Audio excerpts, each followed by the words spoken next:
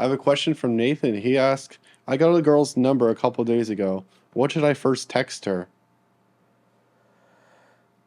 Well, I wouldn't text. It's more masculine, like I talk about in the book, and it's like you got to read the book. I mean, you're sending in a question like, "How do I ask a girl out on a date?"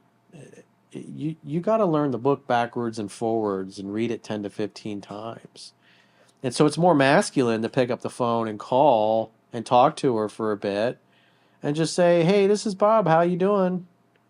And if she's like, "Who?" "Oh, this is Bob." And she's like, "Where do I know you from?"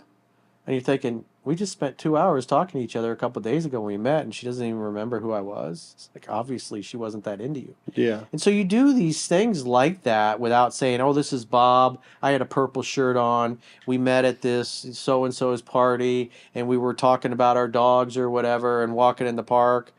You don't remind her of those things. You just say, "Hey, Jade, this is Bob. How are you?" And she's like, "Who? Where do I know you from?" Well, obviously, she She wasn't that wasn't into you. interested.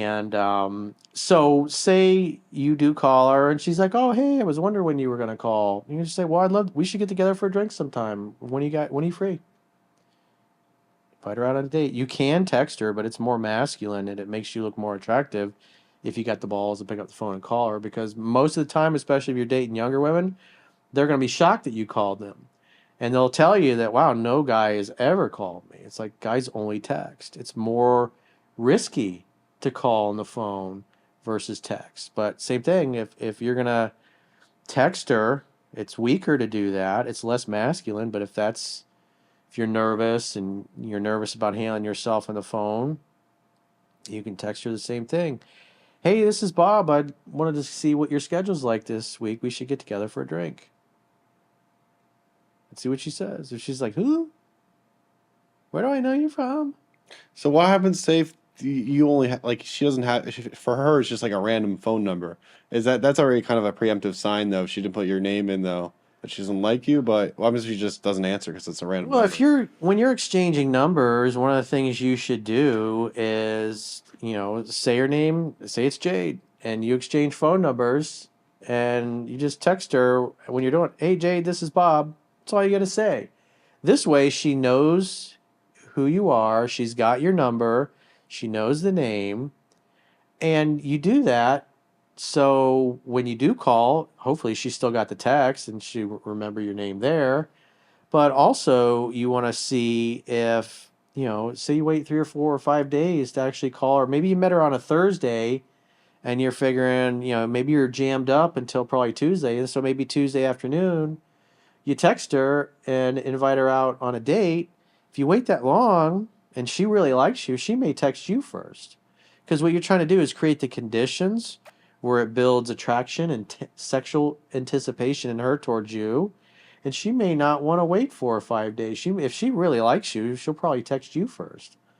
And if that happens, that's a good sign because now she's starting to pursue you.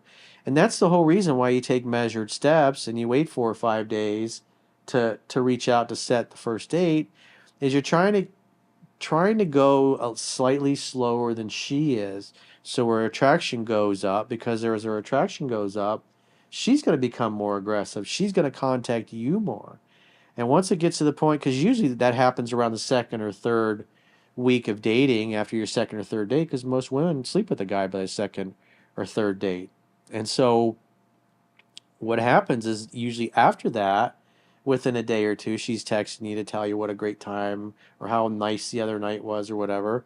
And then you use that as an opportunity to set the next date. And as the weeks go by, it gets to the point where she's texting you or calling you or FaceTiming you just about every other day.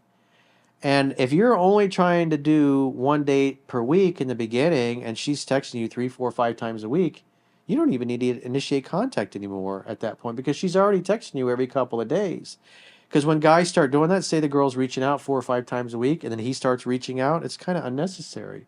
And then as the weeks go by and he continues doing that, what he'll notice is that she'll actually start texting him less. And then he'll see more days go in between her reaching out or them texting and talking. And she'll be more difficult to get on a date. So again, the idea is you're trying to create the conditions where she starts to pursue you, so you can let her come to you at her pace. Because most guys are rushing way too fast to get to the relationship finish line or get a ring on her finger, that kind of thing. And they end up talking and texting and chasing women right out of their lives because they come off as needy and neurotic and smothering, and it's just too much too soon. So less really is more when it comes to creating attraction with women and growing it. If you do that, you create the conditions where she feels safe and she feels comfortable reaching out to you. And if she's the one that's initiated it, you don't have to worry about getting rejected.